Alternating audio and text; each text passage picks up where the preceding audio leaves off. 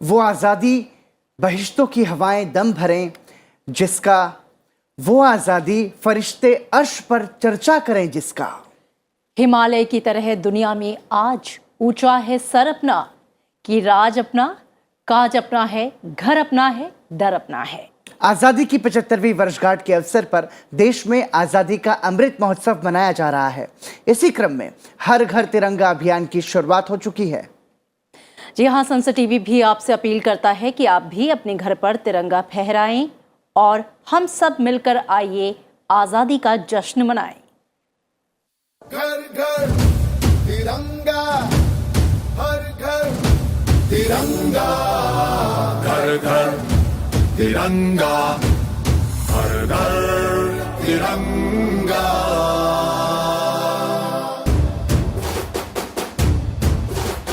घर घर तिरंगा, रथ घर तिरंगा, घरो घरी तिरंगा, प्रत्येक घरी तिरंगा। नमस्कार, आप देख रहे हैं हेलो इंडिया। आपके साथ मैं हूं पराक्रम सिंह शेखावत। हेलो इंडिया, मैं हूं आपके साथ अमृता चौरसिया। और आइए सबसे पहले जान लेते हैं हेलो इंडिया में आज के हाइलाइट्स क्या हैं।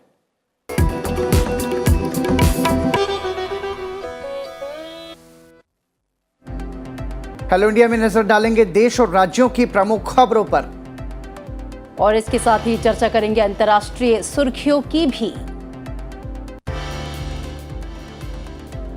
देश आजादी का अमृत महोत्सव मना रहा है और हर तरफ तिरंगे की धूम है। इस मौके पर आपको दिखाएंगे तिरंगे के रंग में रंगी जायकेदार मिठाइयां। और इसी के साथ पलटेंगे इतिहास के पन्नों को, जानेंगे आज के दिन से जुड़ा हुआ इतिहास। तो जुड़े रहिए अगले आधे घंटे मेरे और अमृता के साथ। और अमृता, शुरुआत राष्ट्रीय सुर्खियों के साथ। बिल्कुल।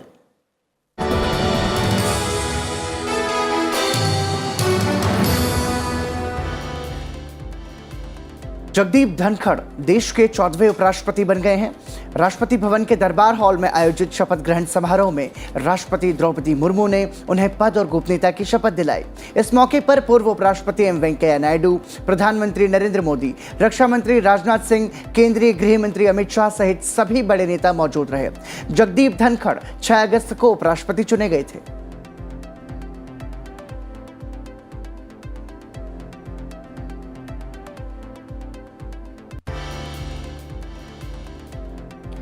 प्रधानमंत्री नरेंद्र मोदी ने गुरुवार को जगदीप धनखड़ को उपराष्ट्रपति बनने पर बधाई दी और उनके सफल कार्यकाल की कामना की।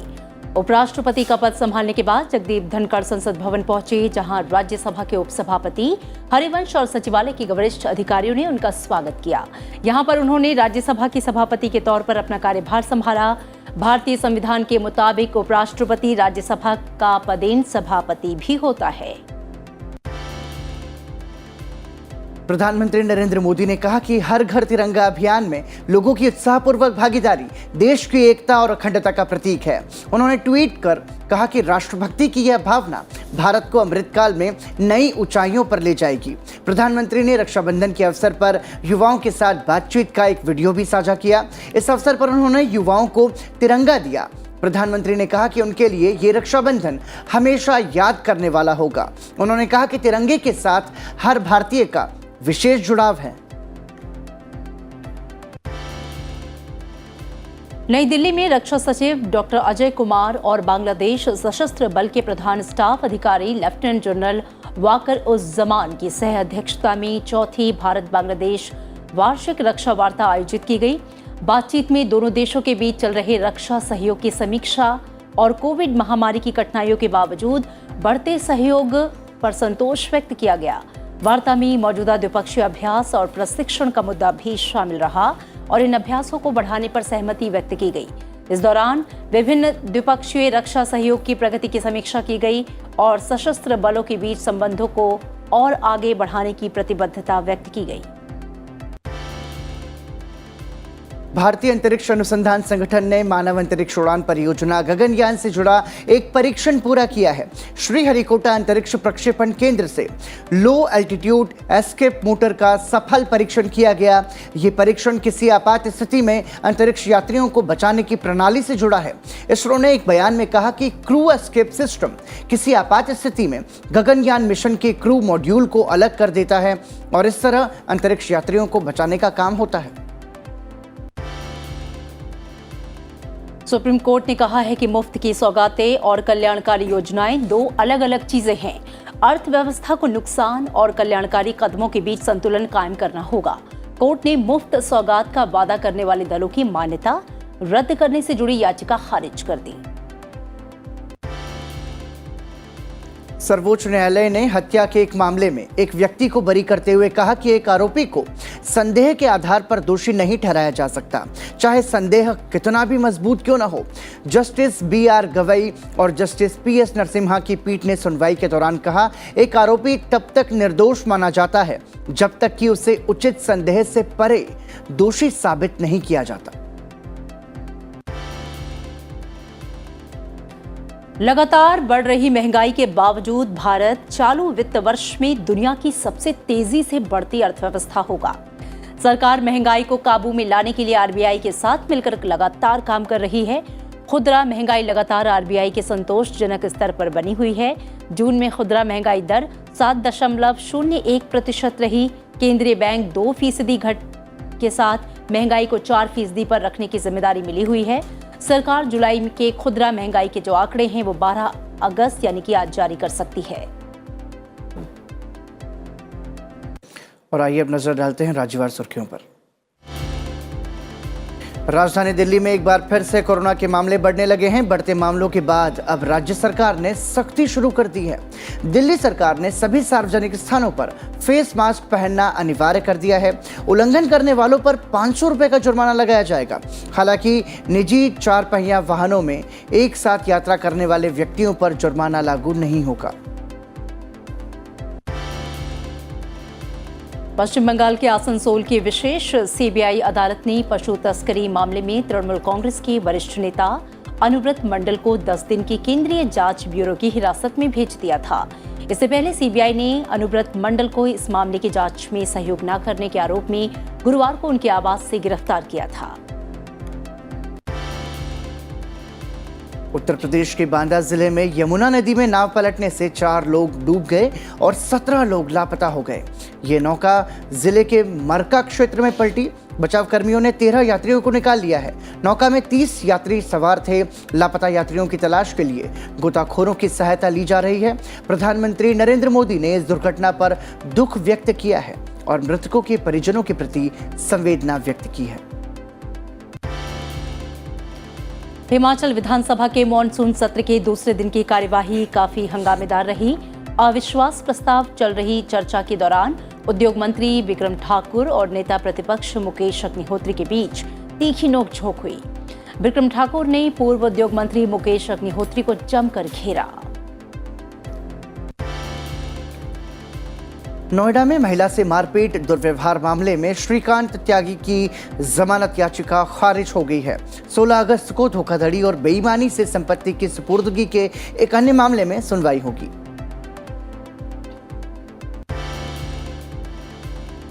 हिमाचल प्रदेश में लगातार बारिश से हालात जो है वो बदतर होते जा रहे हैं। प्रदेश में भारी बारिश के बाद कई नदियां उफान पर हैं। निचले इलाके जलमग्न हो गए हैं तो वहीं भूस्खलन के बाद कई रास्ते बंद हो गए हैं। मंडी जिले में भूस्खलन के बाद राष्ट्रीय राजमार्ग बंद कर दिया गया है। कुल्लू जिले में बादल फटने के बाद हुई भीषण बारिश में 10 दुकानें और 3 वाहन बह गए। हालांकि इस घटना में किसी के हताहत होने की अभी तक कोई सूचना नहीं है।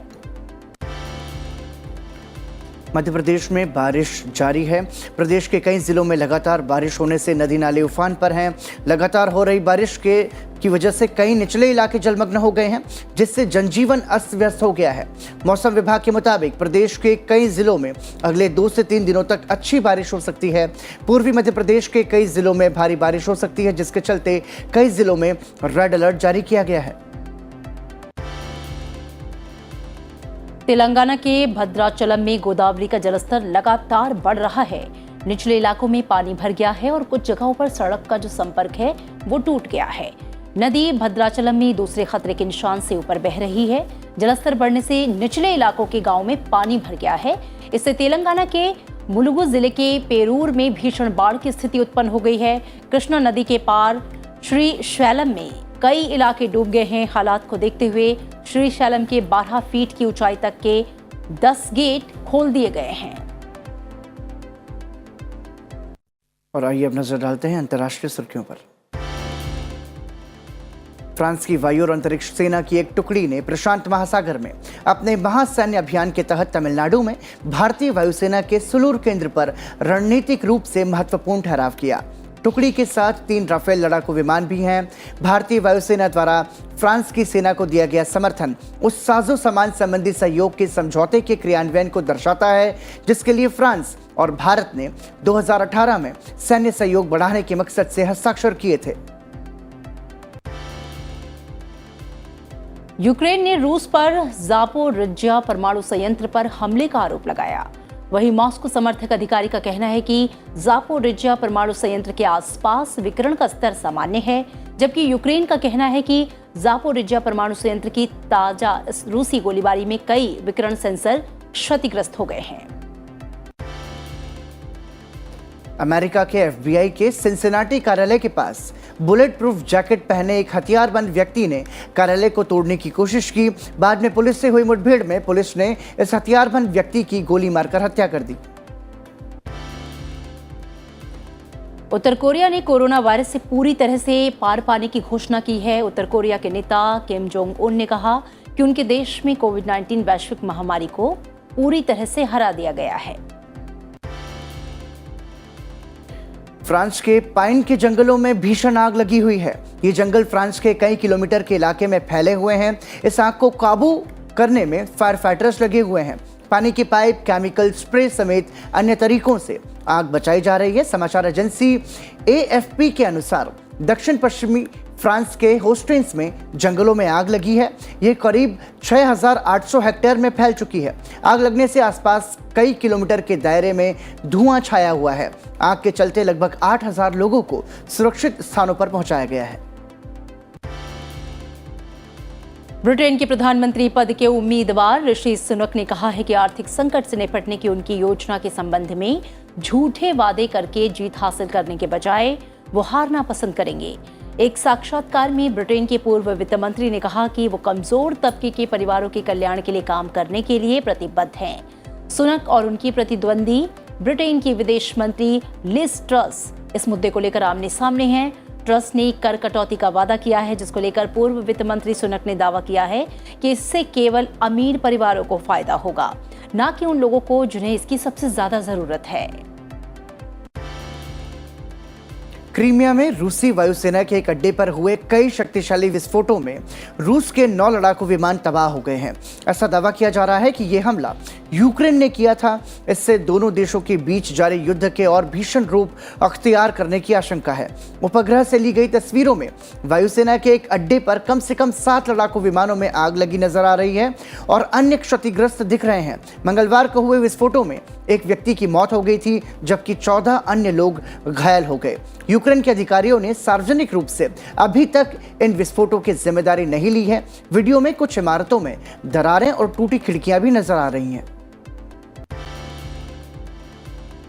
श्रीलंका के संविधान संशोधन मसौदा विधेयक में राष्ट्रपति की शक्तियों में कमी लाने के साथ ही कई अन्य नए प्रावधान जोड़े गए, जिसके तहत राष्ट्रपति के पास प्रधानमंत्री और मंत्रिमंडल को बर्खास्त करने की शक्ति नहीं रहेगी।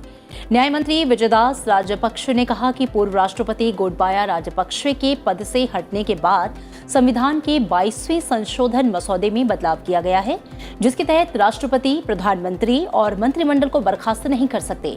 विजयदास राजपक्षे ने कहा कि प्रदर्शनकारियों की मांग को ध्यान में रखते हुए राष्ट्रपति की शक्तियों में कटौती का प्रावधान किया जा रहा है। और आइए अब डालते हैं आज की गतिविधियों पर एक नजर। केंद्रीय गृह और सहकारिता मंत्री अमित शाह आज नई दिल्ली में ग्रामीण सहकारी बैंकों के राष्ट्रीय सम्मेलन का उद्घाटन करेंगे। सम्मेलन का आयोजन सहकारिता मंत्रालय और राज्य सहकारी बैंकों का राष्ट्रीय परिसंघ कर रहा है। अमित शाह चुने गए राज्य सहकारी बैंकों, जिला केंद्रीय सहकारी बैंकों और प्राथमिक कृषि ऋण समितियों को अच्छे काम के लिए पुरस्कार प्रदान करेंगे।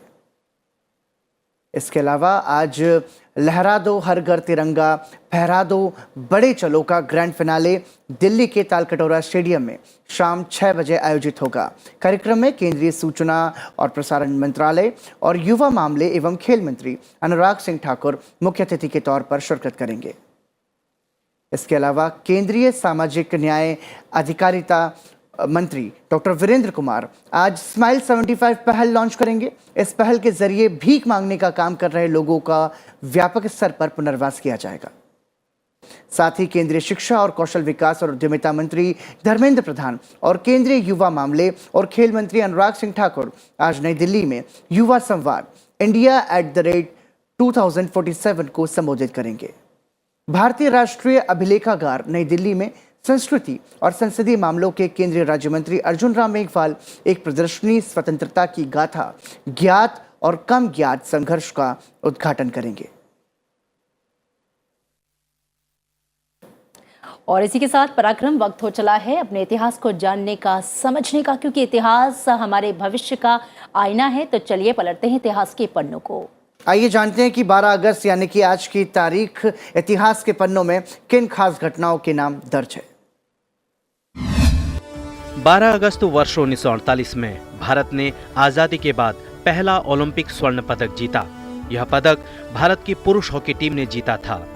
इससे पहले भारत ने वर्ष 1928, 1932, 1936 में लगातार 3 ओलंपिक स्वर्ण पदक जीते थे। ये तीनों ही पदक भारत ने अंग्रेजी हुकूमत के शासनकाल में जीते थे। 12 साल तक ओलंपिक खेलों का आयोजन द्वितीय विश्व युद्ध की वजह से नहीं हो पाया। 12 साल बाद जब 1948 में स्वतंत्र भारत की टीम पहली बार ओलंपिक खेलों में उतर रही थी तो भारत के लिए चुनौती था चौथा ओलंपिक स्वर्ण पदक जीतना। भारत ने इस चुनौती को पूरा किया और लगातार चौथी बार सोने का तमगा जीता। आजादी से पहले भारत ने जो 3 ओलंपिक पदक जीते उनमें ध्यानचंद का रोल अहम था। तब तक ध्यानचंद को हॉकी का जादूगर माना जाने लगा था, लेकिन आजादी के बाद इस पहले ओलंपिक में ध्यानचंद नहीं थे। अब टीम के पास थे बलबीर सिंह। बलबीर सिंह ने इन खेलों के बाद बता दिया था कि वह भारत के लिए आने वाले कल के स्टार हैं। बलबीर सिंह ने लंबे समय तक भारतीय हॉकी की जादूगरी को कायम रखा। फाइनल में भारतीय टीम के सामने ग्रेट ब्रिटेन की टीम थी। भारत के लिए यह मैच बेहद खास था क्योंकि इस मुकाबले के ठीक 3 दिन बाद पूरा देश आजादी की पहली वर्षगांठ मनाने जा रहा था। भारत ने फाइनल में ग्रेट ब्रिटेन को 4-0 से मात देकर लगातार चौथा स्वर्ण पदक जीत लिया। फाइनल मुकाबले में बलबीर सिंह ने 2, त्रिलोचन सिंह और पैट्रिक जेनसन ने 1-1 गोल किए। ब्रिटेन को उसी की धरती पर हराकर पूरा देश अंग्रेजों के खिलाफ मिली इस जीत के बाद खुशी से झूम उठा। 12 अगस्त वर्ष 1919 में विक्रम अंबालाल साराभाई का जन्म अहमदाबाद में हुआ। वे भारतीय अंतरिक्ष अनुसंधान संगठन इसरो के पहले अध्यक्ष थे। विक्रम साराभाई को भारतीय अंतरिक्ष कार्यक्रम के जनक के रूप में माना जाता है। वे विक्रम साराभाई ही थे जिन्होंने अंतरिक्ष अनुसंधान के क्षेत्र में भारत को अंतर्राष्ट्रीय स्तर पर स्थान दिलाया। डॉक्टर होमी जहांगीर भाभा की मृत्यु के बाद साराभाई ने परमाणु ऊर्जा आयोग के अध्यक्ष का कार्यभार संभाला। वर्ष 1966 में उन्होंने कम्युनिटी साइंस सेंटर की स्थापना की। भारत सरकार ने विक्रम साराभाई को वर्ष 1966 में पद्म भूषण और वर्ष 1972 में पद्म विभूषण से नवाजा। तो अमृता, आज का दिन कई मामलों में खास है और जो हम ब्रिटेन की जो खबर इतिहास में देख पा रहे थे, मतलब जरा सोचिए कैसा पल रहा होगा, कैसा क्षण रहा होगा जब 3 दिन बाद आपका पहला स्वतंत्रता दिवस मनाया जाना हो और आप अंग्रेजों की धरती पर उन्हें आप हरा दें। बिल्कुल, अपने आप में उस स्वतंत्रता दिवस की जो खुशी थी उसको 2 गुना 10 गुना करने वाला वो पल रहा होगा। और आज का दिन इसलिए भी खास है पराक्रम, क्योंकि भारतीय अंतरिक्ष अनुसंधान संगठन के पहले अध्यक्ष और भारतीय अंतरिक्ष कार्यक्रम के जनक विक्रम अंबालाल साराभाई का आज जो है वो जन्म जयंती है। और इस अवसर पर लोकसभा अध्यक्ष ओम बिरला ने ट्वीट कर उनकी जयंती पर उन्हें नमन किया है।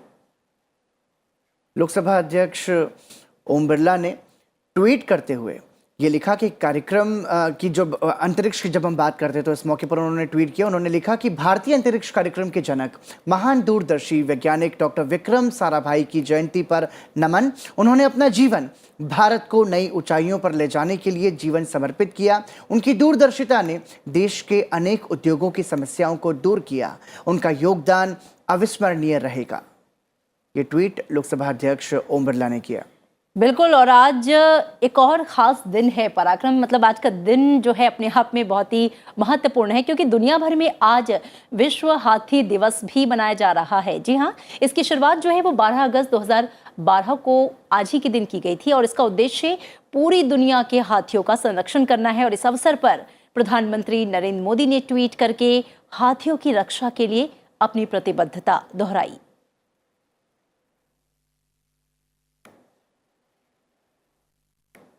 प्रधानमंत्री नरेंद्र मोदी ने विश्व हाथी दिवस पर ट्वीट करते हुए लिखा कि on world elephant day reiterating our commitment to protect the elephant, you would be happy to know that India houses about 60% of all Asian elephants. The number of elephant reserves has risen in the last 8 years. I also laud all those involved in protecting elephants. बिल्कुल, आज अगर हम आज़ादी की बात करते हैं पराक्रम, तो आज़ादी जो है दरअसल कोई शब्द नहीं है, वो एक एहसास है जिसे पाने के लिए और जिसे महसूस करने के लिए न जाने कितनी कुर्बानियाँ दी गई। और आज़ादी के इस एहसास को बयां करना, उसे संजो कर रखना हर किसी की ख्वाहिश होती है और सभी का जो अंदाज होता है इसको लेकर अलग अलग होता है। बिल्कुल सही कहा अमृता आपने, चूंकि हम आज़ादी का अमृत महोत्सव मना रहे हैं और आज जब आज़ादी की 75वीं सालगिरह मनाई जा रही है पूरे धूमधाम से, तो हर कोई अपने अपने अंदाज में आज़ादी के इस एहसास को व्यक्त कर रहा है। आइए देखते हैं आज़ादी को बयां करने के एक ऐसे ही अनोखे अंदाज को। तिरंगा हर घर, तिरंगा घर घर, तिरंगा हर घर, तिरंगा। देश आजादी का अमृत महोत्सव मना रहा है और हर तरफ तिरंगे झंडे लहरा रहे हैं। इस अभियान से हर कोई अपने ढंग से जुड़ने की कोशिश कर रहा है। हर घर तिरंगा अभियान को बढ़ावा देने के लिए वडोदरा की एक दुकान में तिरंगे जैसी मिठाइयां तैयार की गई हैं। ये मिठाइयां लोगों को खासी पसंद भी आ रही हैं। ये मिठाइयां जहां जायकेदार हैं, वहीं दूसरी ओर लोगों के दिलों में देश प्रेम की भावना को भी बढ़ावा दे रही हैं। इसी कड़ी में उत्तर प्रदेश के गोरखपुर के एक रेस्टोरेंट ने अनूठी शुरुआत की है। गोरखपुर के कई होटल्स और रेस्टोरेंट संचालकों ने अब अपने मेनू कार्ड में बदलाव करते हुए खाने पीने की चीजों को तिरंगे का रंग देकर लोगों को परोसना शुरू कर दिया है। ऐसी चीजें लोगों को काफी भा रही हैं, चाहे कोल्ड ड्रिंक्स हो, चाउमीन, पास्ता हो, फ्राइड राइस हो या फिर खाने पीने के दूसरे सामान, सभी इस समय केसरिया, सफेद और हरे रंग में रंगे हुए हैं। वेज सैंडविच है हमारे पास, वाइट तिरंगा पास्ता है हमारे पास, तिरंगा पुलाव है हमारे पास, तिरंगा बिरयानी है, वेज बिरयानी है, मॉकटेल्स हैं हमारे पास तिरंगे रंग में।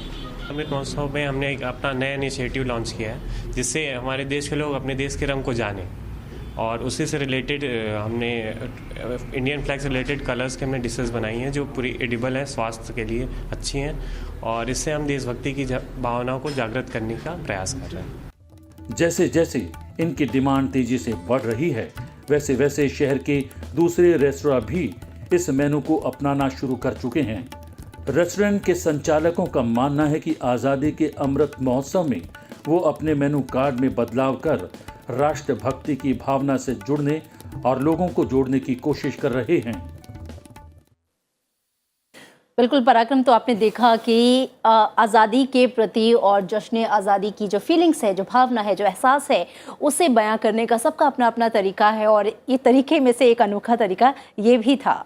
बिल्कुल अमृता, चूंकि देश आज़ादी का अमृत महोत्सव मना रहा है और ये इतने जायकेदार जो खाने की चीज़ें थी, इन्हें देखकर अमृता, हालांकि समय तो नाश्ते का ही है ये, और ये देखकर हल्की फुल्की भूख तो लग रही है, लेकिन सनसेट टीवी एक बार फिर आप सभी से अपील करता है, चाहे तरीका कोई भी हो, लेकिन अपने दिल में अपने मन में देशभक्ति की इस भावना को जिंदा रखें और आज़ादी का अमृत महोत्सव पूरे उत्साह के साथ जरूर मनाएं। जी हाँ, बिल्कुल। और इसी के साथ एक बार फिर से आपको याद दिला दें कि हेलो इंडिया का जो ये कार्यक्रम है उसे आप सनसेट टीवी के अलावा यूट्यूब चैनल पर देख सकते हैं। साथ ही आपको ट्विटर, इंस्टा ऐप पर भी इसे फॉलो कर सकते हैं। आपकी प्रतिक्रियाओं का हमें हमेशा से इंतज़ार रहता है और आप हमारे साथ जुड़ेंगे तो हमें और ज़्यादा खुशी होगी। इसी के साथ अमृता, जब हम बात करते हैं कि क्या कुछ बदला इतने बरसों में, आज़ादी के 75 साल जब पूरे होने जा रहे हैं, हम आज़ादी का अमृत महोत्सव मना रहे हैं। एक समय था जब कश्मीर में तिरंगा फहराने पर विवाद की स्थिति बनती थी। एक समय था जब कश्मीर में पाकिस्तान के झंडे लहराते थे। जिस घाटी में आतंकी घटनाओं की वजह से कर्फ्यू लगा रहता था, अब वहां की तस्वीर बदल गई है। बिल्कुल सही कहा आपने, वहाँ की तस्वीर बदल गई है, वहाँ की फिजा बदल गई है, वहाँ की आबो हवा बदल गई है। जी हाँ, हम बात कर रहे हैं दक्षिण कश्मीर के पुलवामा में स्थानीय प्रशासन और पुलिस के सहयोग से आज़ादी के अमृत महोत्सव के तहत तिरंगा रैली निकाली गई, जिसे सरकारी और निजी स्कूलों के हजारों छात्रों ने उसमें शिरकत की और इस दौरान देशभक्ति गीत गाए गए। तो चलते चलते आपको ये खूबसूरत देशभक्ति की भावना से ओत-प्रोत तस्वीर जो कि पुलवामा से आई है, इन सुंदर तस्वीरों को आप देखिए। हमें इजाजत दीजिए। नमस्कार। नमस्कार।